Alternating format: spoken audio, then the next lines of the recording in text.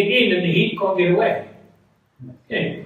When you're building a kitchen unit, make sure at the back that there's an air breather hole there. And that air can go out, not into another cupboard. This is a dryer. This is the dryer. There you see it there. Okay, it's what we use to connect the condenser up to the capillary tube. You see there the capillary tube there. Okay. Now, the gas comes in here. Okay. A dryer also is called a filter dryer.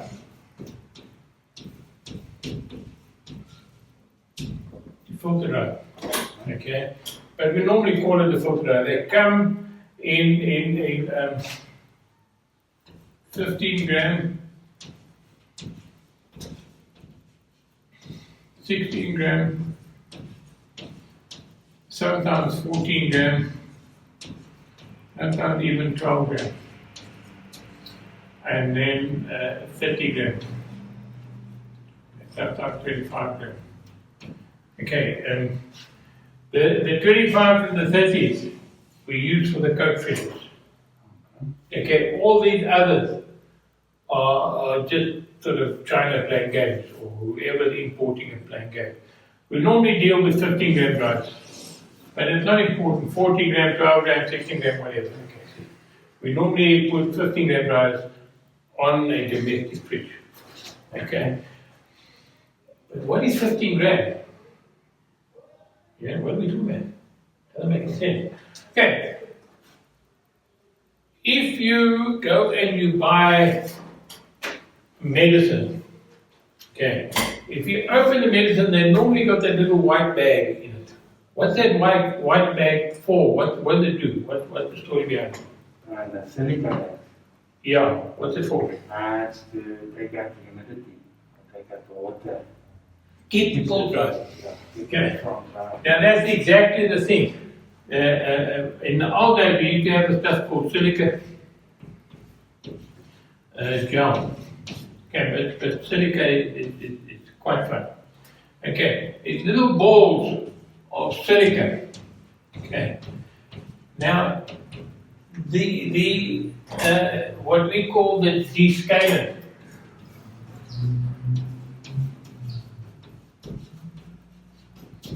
The descalant, okay, is to take out the water out of the gas. Okay, now you notice I didn't say liquid, because liquid refrigerant is passing through here all the time. So it can't take out the liquid, it blocks sort of like immediately. Okay, it's to take out the water, the H2O, to take out the water out of the gas. Now, think about it. Between you and me, there's air, but there's a lot of water between us. We discussed this a while ago. Okay. Now, if you go and you connect up a fridge, okay, and you don't do your basics, in other words, you don't draw a good vacuum, you leave air in the circuit. You're also leaving water in the circuit. Okay? Now, if you've got a capillary tube like this, okay, and the gas blowing up, okay, this here is minus 23 degrees C, we agree, the boiler, okay, but it's coming in here at about plus 40. Remembering that ambient, your body temperature, 36.2, I think we all know that with the Scoville. Okay, that's coming in about 40. Okay, now the gas has to go through here, which is restricting it, and then it blows out here at minus 23. What temperature does water freeze at? Minus 1. Naught degree will freeze. Okay, so somewhere here you're going to have 0 degrees C. Okay? If you've got water in the gas, that pipe is so small, you don't need much water, and the ice is going to freeze there. and it's going to block a pipe. Okay. When it blocks that pipe, no refrigeration. Your fridge warms up. Okay. When it warms up, all the gas backs up behind it, and there's no gas here. Compressor's running, but no refrigeration gas warms up. Okay, so the customer brings it back, and he says it doesn't work. You plug it in, and that water has moved from here to there. Okay, because now it's a chance to warm up, melt the ice, blow it through, and then freeze it again. Okay, so the ice will move to there. So you plug it in, you watch what's going on. Okay, so you feel it, and you feel that there it's frozen. But now it freezes, blocks it, the fridge warms up. When it warms up, it unfreezes here, and it moves to there. It blocks it, and freezes it up. And then it unfreezes, and it moves to there. So it will slowly work its way through.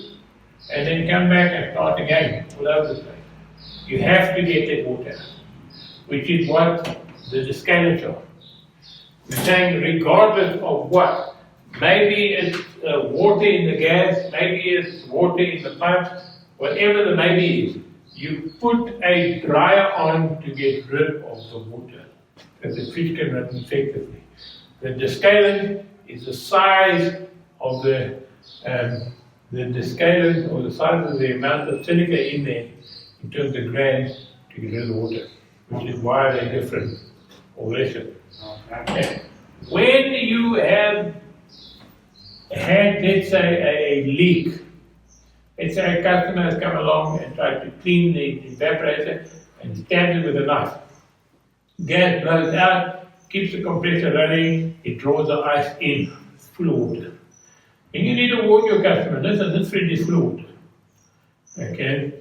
You are going to try and get the water out by drawing a vacuum, but know that if the water doesn't come out, the only way it's going to come out is by the fridge coming in every time, and you keep on changing your dryers until you've got all the water out. Okay. Yeah, there are other things you can do. You can try flushing it, but you're still going to have to warn your customer. Look, there's water in your pipes. Just a drop is enough to give you hazard. So you've got to sort that. Okay. Gas goes in here. This has got a big quarter pipe on. Here, a big quarter pipe there, and you've got a capillary here. Almost every new guy into the industry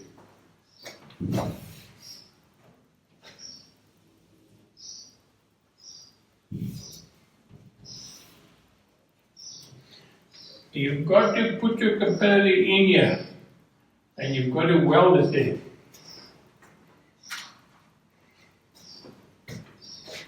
You've got to weld it there. Okay. Almost every guy in the industry, when they're new, get a problem with your capillary. Okay. If you put it in too short, when you weld it, your weld will run through and block it. Okay. But if you put it in too long, you push it against the sieve.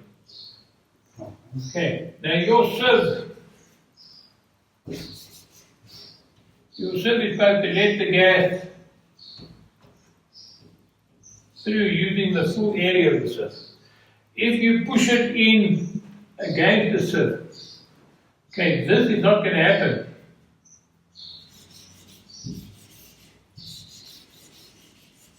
Okay, you're going to try and get the gas through that little hole, and you're going to have a block. It's not going to work. Okay, so what you've got to do is you've got to get the correct distance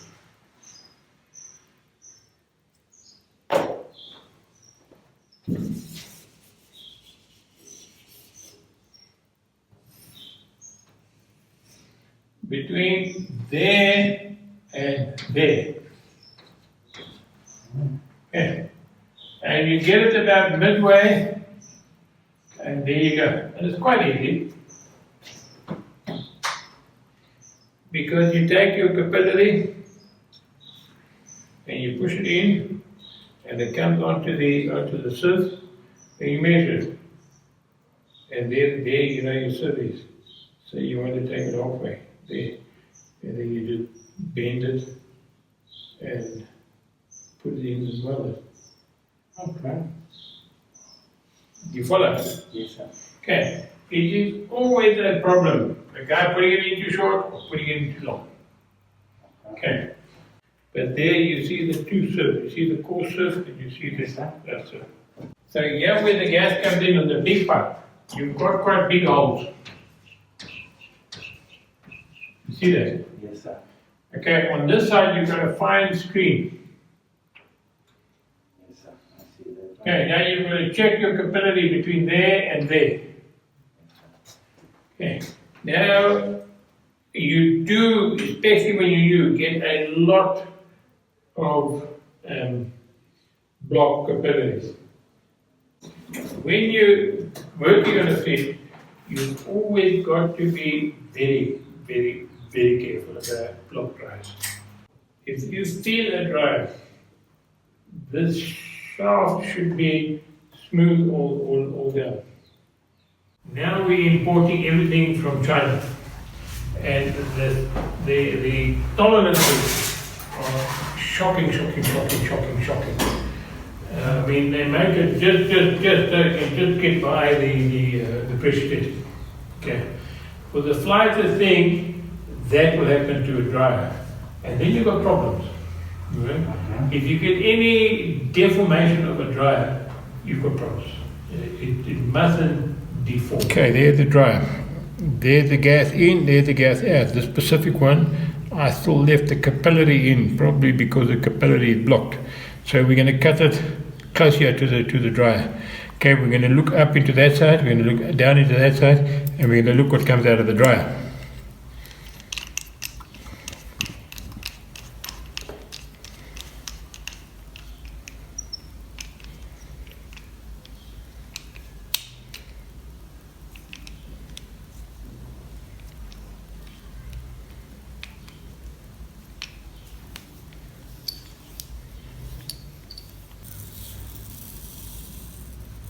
Okay, that in my hand is the descalant.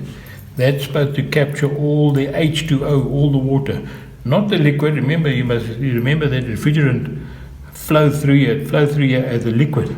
Okay, this is the descalant. This descalant is normally white, but you can see it's worked reasonable. It's tinged with oil. That's why it looks that browny color. Okay, but this dryer is still a healthy dryer.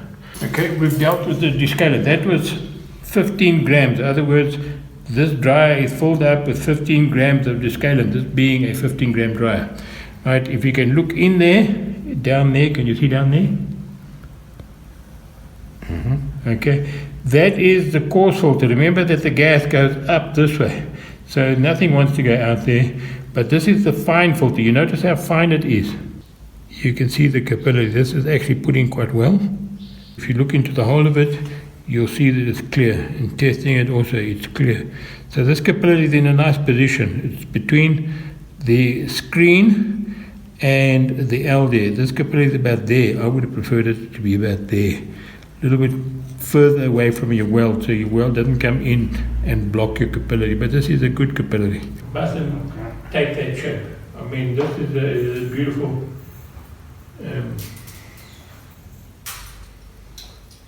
this is another good example. Okay. If it takes that shape, if it starts blowing up on the end like this, know that the dryer is going to blow. You do not put a torch on it. You cut it. You see this dryer here, that dryer there. You see, I cut it. Yes. Okay, that's to blow out the gas. Once the gas is out, and then, well, you put a torch on this thing, it will blow up, like you see here. And that's shrapnel. That's like a little landmine. I mean, that thing blows up, it can kill you. I mean, remember the conversation 3 years ago, a guy killed here. Yeah. In the old days, the tolerance was quite good, and you could actually put a torch on and remove it. Nowadays, the dryer is so thin-walled that you try, they can even blow up like this one blew up. It's just blocked and blew up. I mean, that they got a light. And what do you cut it? Angle grinder. Side cutters, all you're trying to do is pierce it. Side cutters, it's going to break out the skin. The skin. And that's the gas cover. Okay. Yeah. What we're having nowadays is you don't feel the dryer bulging. Okay. But the ones from China, the screen, when you put on the load, actually expands a little bit. And the gas goes on the side, and the screen tilts. And then you have all the descaling into your capillary. Oh, okay. So, you see, the problem is that every few years, you get a problem with the Chinese imports. And it's always Chinese imports. Right now, we've got a dryer problem. About 10 years ago, we had very acidic gas and chewed the hell out of the compressors and everything. Okay, so you've always got this China problem. Okay, you've got to be careful. Be careful about your dryers. Okay, if you've got blocks that you can't explain, suspect your dryer. Cut them open and look and see if that screen is blocked or if that screen.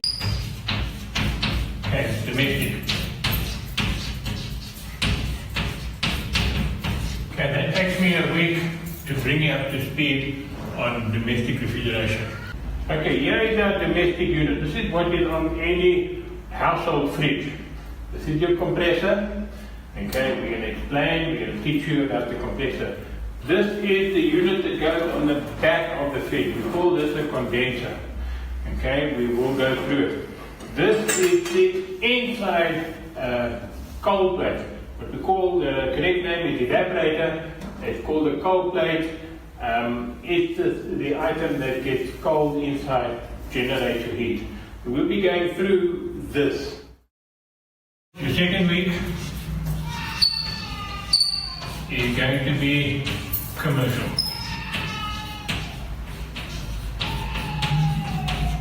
Okay, here is a commercial unit. Okay, these commercial units is what you see in all the supermarkets, in all the factories, the bigger units. It's the fridges, the freezers, the wall freezers, all of that. That is all commercial refrigeration. Similar system, but different concepts. Okay, here's the compressor. This one is a very, very old compressor, but these used to be the king of the compressors in the day. Okay, here again is the condenser. Okay, here we have a receiver tank. Here's the dryer, and over here is the evaporator. It's normally got a fan here that will draw your cold away. Here we teach you how to pump down, how to gas up, how to repair, how not to waste gas, how to do things properly. All the students want to do air conditioning. That being said, air conditioning module is right at the end of the commercial. And it's just an entertaining talk because you know already what it is. Just telling you the ins and outs and the bewares and all the rest of it. Once you've done the commercial, you can do virtually anything. Back to our courses, refrigeration school. The first week, domestic. Second week, commercial. You can do the domestic course without doing the commercial. You can actually make a good living doing domestic fridges. You can make a good income any which way you want doing domestic fridges. But either one of these courses, you need the tools, etc. to do it. We prefer that you bring your own tools.